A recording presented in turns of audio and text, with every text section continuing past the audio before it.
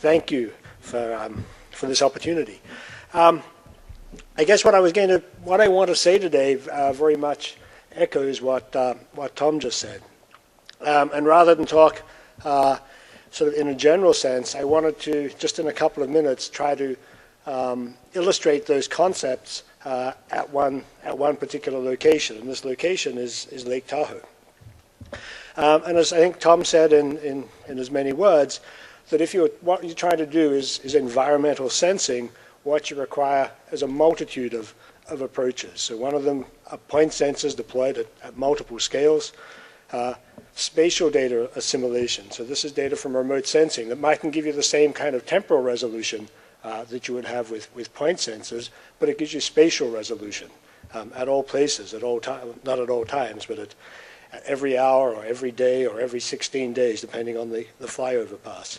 Numerical modeling capability, and I guess what I'm lumping into this is the whole bag of data handling and visualization and everything that goes along with that. And what's really important is that this happens in real time. If you're sensing, what you're saying you're doing is sensing the environment, then you can't tell people what's happening in the environment 6 months later. They know what happened.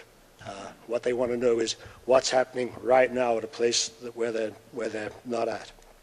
And so Lake Tahoe is a place where we're currently doing this, albeit at something of a limited scale, but it's certainly providing a test bed for some of these concepts.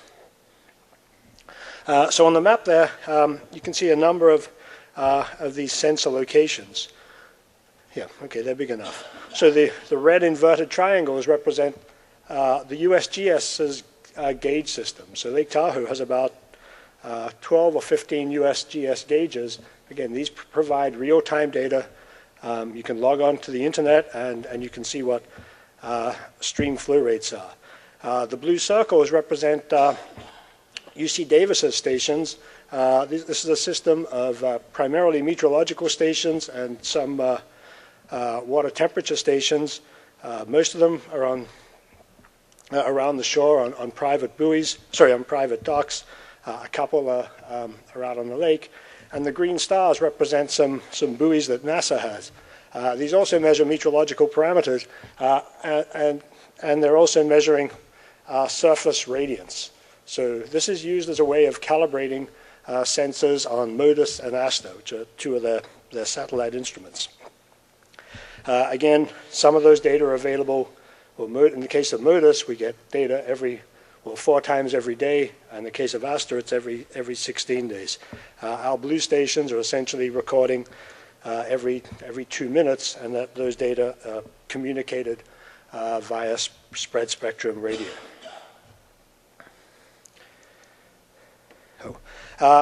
Tom mentioned, and I mentioned myself, the idea of multiple scales. So what this is giving us is a very broad picture of what's happening at Tahoe. But if you want to focus in, this is an example of not something we're doing, but actually something we're hoping to do. So now we're looking at an area along a stream that's maybe about 4 or 5 square kilometers.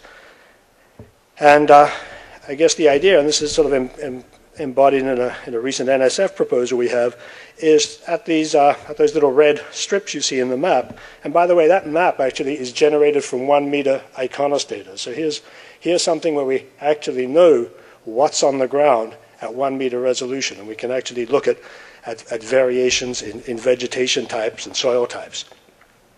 The idea is that those 3 stations is to have what you see at the bottom, these well, looking in plan view, you see those strips of about 12 different sensors. If you look at the cross-section on the right, what we're dealing with actually illustrates some of the problems with trying to measure things in the environment, is that the environment's always changing. So we have a staff there with various sensor nodes along it. And in this case, we're measuring things like temperature, and temperature is a good example. Depending on what the time of year is, we have a very different cross-section there. We could have 12 or 14 feet of snow, or we could have bare ground. So the idea is that the data from those nodes gets relayed one to the other, and then they work their way through various other interface devices out of the forest. So this is actually, I think, a really good application or an example of trying to do things that are very simple to do in the laboratory. Many of you have done it, are doing it. But once you get it out there, where there's snow and there's high UV and there are kids on bikes and there are bears and things like that, things don't often work as well. I talk about the modeling or the integration of modeling and remote sensing and spatial point data. This is sort of, I guess, one example that probably embodies it pretty well. These are two images taken from two different remotely sensed platforms, 38 minutes apart. What they're showing, which is if you look at that left-hand one, the colors you see are water temperature, surface water temperature. And the red and the yellow being warmer and the blue being cooler. What we have there is a very persistent, strong wind from the west. It's driving what we call an upwelling. It's bringing cold water up from the lake, from the depths of the lake, and then forcing it across the lake as this jet that hits the other side and bifurcates. Essentially, by comparing these two images and from using various covariance techniques, one can infer what the currents are there. Okay, it's not rocket science. And one actually gets what looks like a plausible picture of the currents. Is it plausible? We don't know. But this is where, with data on the meteorological field over this whole basin, we can run 3D computer models and verify that. We can start to understand our system a lot better.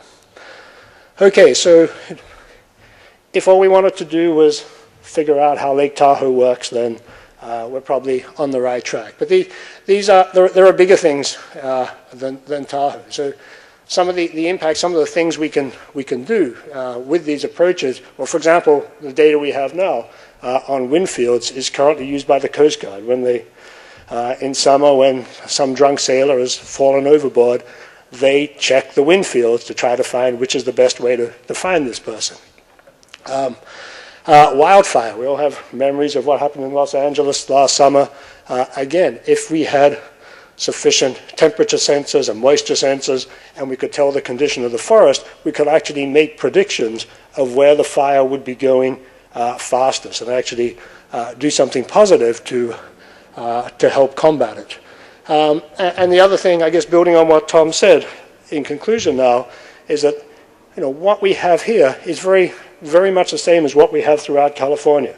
If you think of the California water supply system, we have a system of lakes, reservoirs. We have systems of reservoirs. We have streams connecting them.